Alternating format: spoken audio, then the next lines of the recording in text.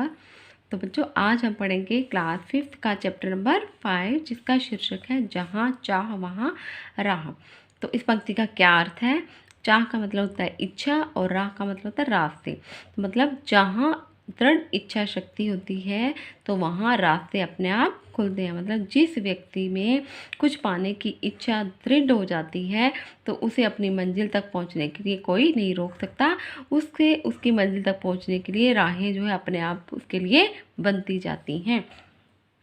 तो यही इस कहानी में बताया गया कि एक इला नाम की बच्ची है जिसके दोनों हाथ काम नहीं करते। मतलब वो दोनों हाथों से अपाहिज है, उसके हाथ हिल भी नहीं सकते, वो हाथों से कोई भी काम नहीं कर सकती।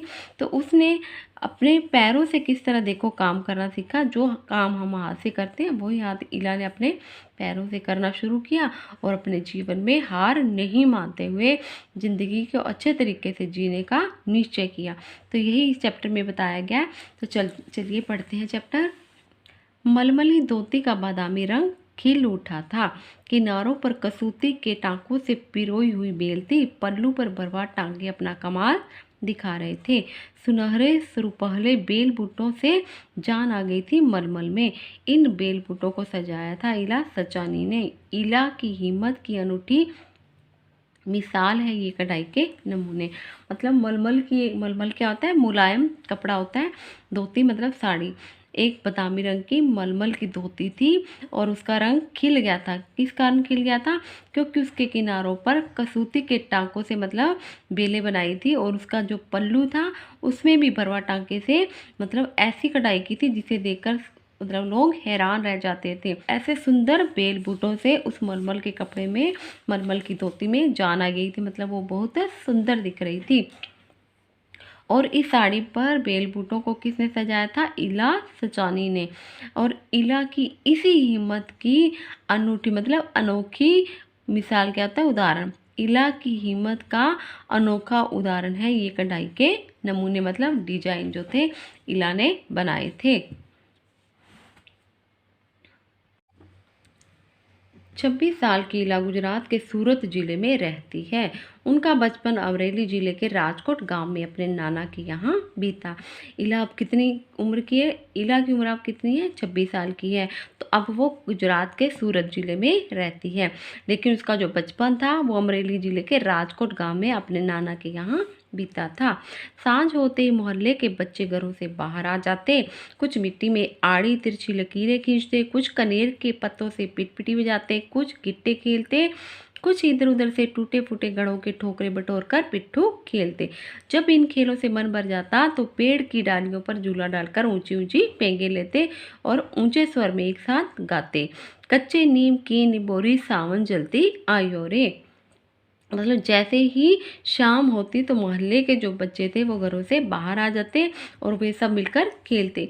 कुछ मिट्टी पर जो थी वो लकीरें खींचते, कुछ कनेर के पत्तों से सीटी बजाते, कुछ गिट्टे खेलते और कुछ क्या करते, घड़ों की ठीकरें थी जो इकट्ठी होती हैं वो इकट्ठी करते और उनसे क्या करते, पिट्ठू गेम खेलते।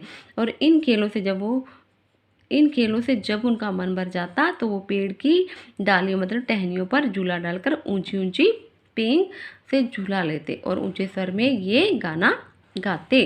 इला गाने में तो उनका साथ देती पर उनके साथ पेंगे नहीं ले पाती। रस्सी पकड़ने को हाथ बढ़ाती मगर हाथ तो उठते ही नहीं थे। पेंग झूलने के लिए रस्सी पकड़ने को हाथ उठाती तो उसके हाथ नहीं उठते थे। वह चुपचाप एक किनारे बैठ जाती और मन ही मन सोचती मैं भी ऐसा क्यों नहीं कर पाती हूँ। लेकिन जब वो हाथ उठाती रस्सी पकड़ने के लिए तो उसके हाथ नहीं उठते क्योंकि उसके हाथ तो हिलते भी नहीं थे।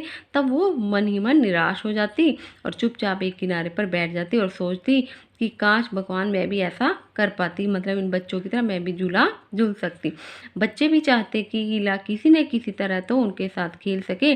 कभी कभार वह पकड़म पकड़ाई और विश्व अमृत के खेल में शामिल हो जाती। बच्चे भी इला को अपने साथ खिलाना चाहते थे, इसलिए वो कभी कभी इला उनके साथ पकड़म पकड़ाई और विश्व अमृत का खेल खेलती। साथियों के साथ जमकर दौड़ती मगर जब दप्पा करने की बारी आती फिर से निराश हो जाती। हाथ ही नहीं उठेंगे तो धप्पा कैसे देगी। वह बहुत कोशिश करती पर उसके हाथों ने तो जैसे उसका साथ न देने की ठान रखी हो। इला ने अपने हाथों की जीत को एक चुनौती माना। कार समझा, चुनौती का होता है एक ललकार, जीवन में एक चुनौती मानकर उनका सामना किया। मतलब उसके अपने हाथ काम न करने की वजह से उसने हिम्मत नहीं आ रही और अपना हर काम मतलब अपनी हिम्मत से करना शुरू किया। ईला ने हर काम अपने पैरों से करना सीखा जिसे हम अपने हाथों से करते हैं। उसके हाथ नहीं हिल रहे थे ना, इसलिए उसने हिम्मत नहीं आ रही और अपना काम जो था वो अपने पैरों से करना शुरू किया। दाल भात खाना, दूसरों के बाल बनाना, फर्श बुहारना, कपड़े धोना, तरकारी काटना, यहाँ तक कि तख्ती पर लिखना भी। मतलब उसने ये सब काम जैसे दाल भात खाना, दूसरों के बाल बनाना, फर्श बुहारना, कपड़े धोना और सब्जी काटना, सारे काम जो थे उसने अपने पैरों से शुरू किए। उसने इन कामों के साथ साथ तख्ती पर लिखना भी पैरों से शुरू कर दिया। जब उसने तख्ती पर लिखना शुरू कर दिया तो उसने एक स्कूल में दाखिला ले लिया। दाखिला मिलने में भी उसे परेशानी हुई। कहीं तो उसकी सुरक्षा को लेकर चिंता थी और कहीं उसके काम करने की गति को लेकर।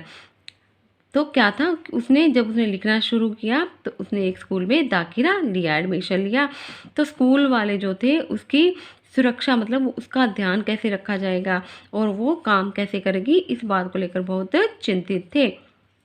किसी काम को तो वह इतनी फुर्ती से कर लेती, फुर्ती क्या होता है, तेजी से कर लेती कि कर देखने वाले दंग रह जाते। दंग रह जाना मतलब हैरान हो जाना।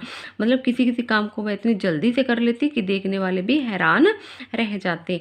पर किसी किसी काम में वो थोड़ी बहुत परेशान हो जाती थी।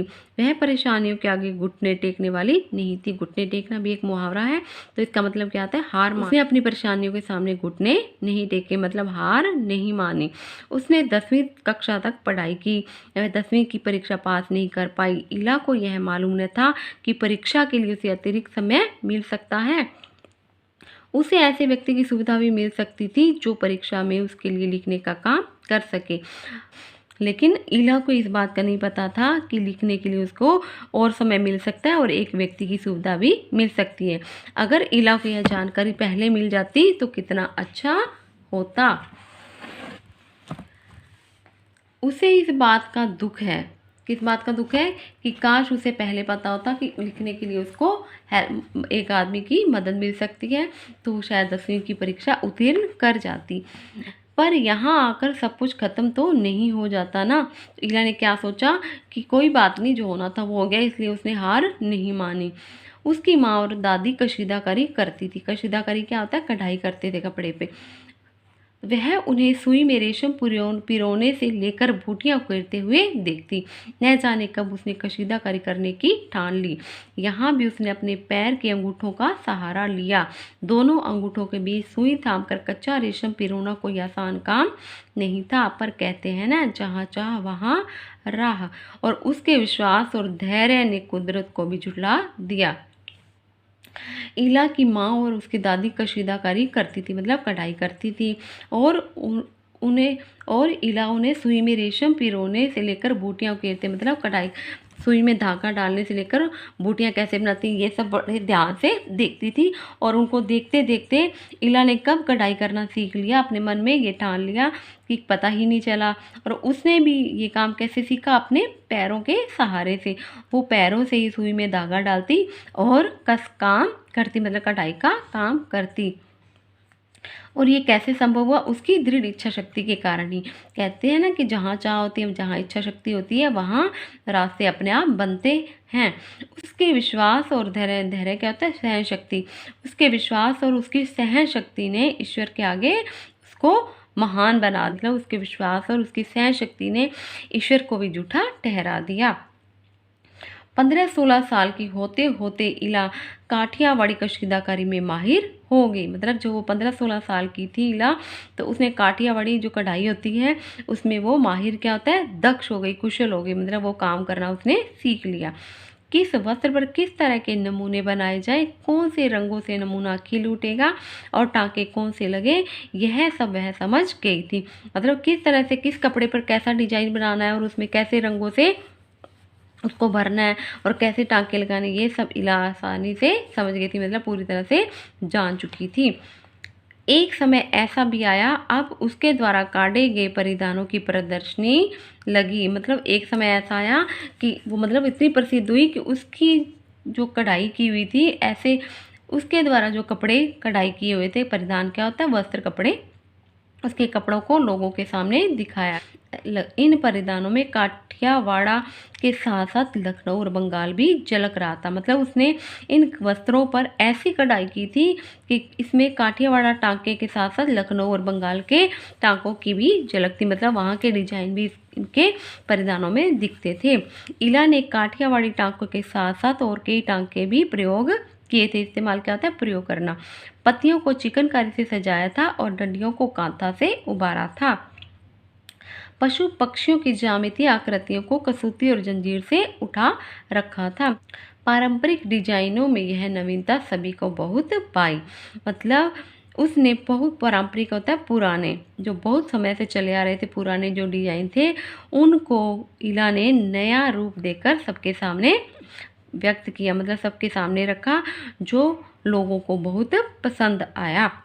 इला के पांव अब रुकते नहीं हैं, आंखों में चमक, होठों पर मुस्कान और अनूठा विश्वास लिए वह सुनहरी रुपहली बूटियां उकेरते थकती नहीं है।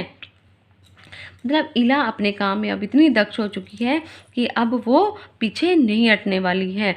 उसकी आंखों में चमक है, वो मतलब इतनी खुश है कि उसका जो विश्वास है वो उसे आगे बढ़ने के लिए विवश कर रहा है। अब वो थकती नहीं है, अपने काम में आगे बढ़ रही है।